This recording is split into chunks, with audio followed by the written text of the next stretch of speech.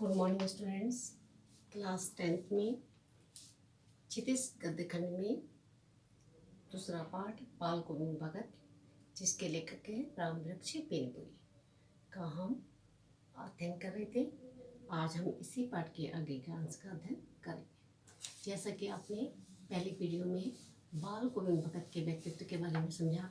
बाल गोविंद भगत मंजोली के गोरे चिट्टे और तुलसी की माला और रामानंदी तिलक और क्या है काली कमली ओढ़ते थे, कम वस्त्र पहनते थे यानी अंगूठी और कबीरपंथी टोपी पहनते थे। ये उनका व्यक्तित्व के बारे में जाना।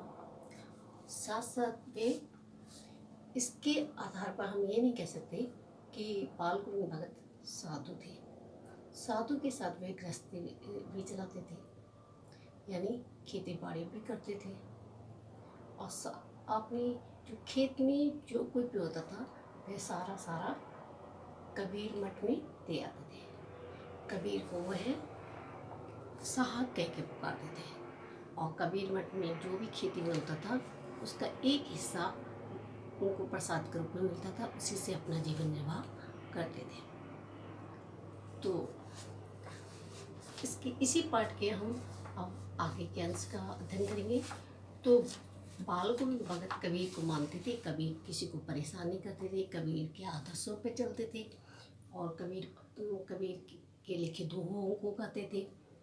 जब भी गाते तो उनके हाथ में एक खंजड़ी रहती थी और उनके गीतों को दोहराते थे। तो चलिए आइए हम इस पाठ के आगे के अंश का अध्ययन करते हैं। इन सब के ऊपर मैं तो मुग्ध था और उनके मधुर गान पर जो सदा सर्वदा ही सुनने मिलते थे। लेखक कह रहे हैं रामवृक्ष बेनीपुरी। कबीर के वे सीधे सादे पद जो उनके कंठ से निकलकर सजीव उड़ते थे। आषाढ़ का रिमझिम यानी बारिश का महीना था और समूचा गांव खेतों में, जब जैसे ही बारिश होती है लोग धान उगाने के लिए खेतों में पहुंच जाते हैं। खेतों में उतर पड़ा, कहीं हल चल रहे थे तो कहीं रोपनी हो रही थी। रोपनी में धानों को रोप रहे थे। धान के पानी भरे खेतों में बच्चे उछल रहे थे और आसपास जो मौसम था वो भी ऐसे ही हो रखा था, बादल से घिरा था, धूप का कहीं नामो निशान नहीं था। ठंडी ठंडी हवा चल रही थी। ऐसे ही समय में आपके कानों में एक स्वर तरंग झंकार से कर उठी। ये क्या है, ये कौन है, यह पूछना ना पड़ेगा क्योंकि वह कौन थे? बाल गोविंद भगत कबीर के गीतों को गाते थे। समूचा शरीर कीचड़ में लिथड़े अपने खेतों में रोपनी कर रहे थे लोग। उनकी उंगली एक धान के पौधे को पंक्तिबद्ध खेत में बैठा रही थी और उनका कंठ एक ही शब्द को संगीत के जीने पर चढ़ाकर कुछ और स्वर्ग की ओर भेज रहा था, कुछ को इस पृथ्वी की पे मिट्टी पर खड़े लोगों के कानों की ओर। यानी कुछ लोग जो है उनके गीतों को सुन रहे थे। बच्चे खेलते हुए झूम उठते थे। मेड़ पर खड़ी औरतें होंठ कांपने लगते थे, यदि वो भी उस गीत को गाने लगते थे और रोपनी करने वालों की उंगलियां एक अजीब क्रम में तेज़ी से चलने लगती थी। जैसे हम कहते हैं कि हम कोई कार्य करते हैं, साथ में क्या करते हैं, हम संगीत को सुनते हैं तो हमारा काम आसानी से हो जाता है। उसी प्रकार से उनका वो भी संगीत को सुनकर उनके जो रोपनी कर रही थी उनके भी हाथ तेज तेज चल रहे थे। भादों की वह अंधेरी अद्रतियाँ, कभी थोड़ी देर पहले मूसलाधार वर्षा खत्म हुई।